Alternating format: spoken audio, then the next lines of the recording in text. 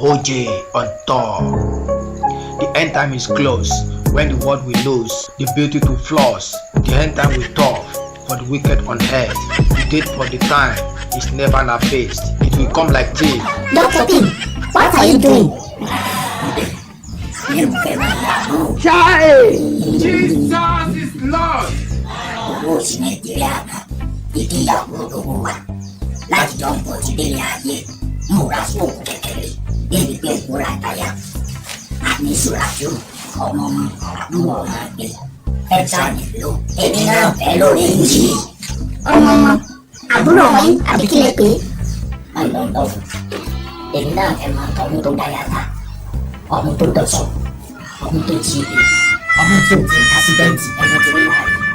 Ọmọ tí wọn ti ìbéèrè pé wò sí ọkọ láti jọ kò ti délé ayé mú tọmọ àdáhùn àwọn ọmọ àlùkò àwọn ọmọ ọdọ Jesus is ọmọ tó Lord! ti dọwọlẹ bí ọkọ ìjìnà mọ ọmọ tó ti dára lẹ bí kọńdọọmù àlùkò ọmọ tó jẹ pé tá a bá kún ọdẹ sáàtù kẹjọ ọdẹ kàṣà òye tí mo gbọ́ wọn fi di fọwọ́ fúra wọn pé báwo ò sì lọ́kùn sàn èmi náà ẹrù fídà tuntun. Dr. P, èwo wà ní gbogbo ilé? Ìgbà, àgbọn, pẹ̀lú pósí, kí lè fi wọ́n ṣe? Lọ sí ìbẹ̀rẹ̀ náà. Ìyàwó tí ó bá ní kó lọ sí náà, ó lè tètè tó mọ́.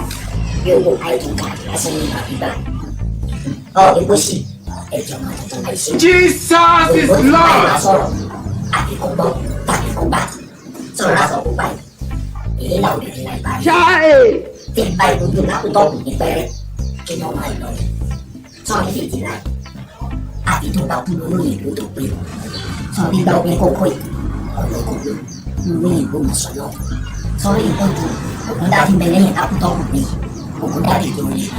Olúlọ́mọ abánijáwó ló lè wá. Àbí mo lówó sí kérésì.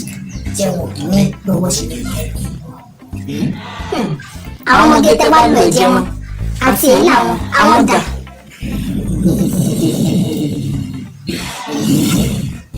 Ọlọ́run ti pa wá. Ọ̀kan ìjọ ti pa wá. Àwọn ẹ̀yà ẹ̀mọ́ yóò wá ìkó. Owó sáà ti kéńké.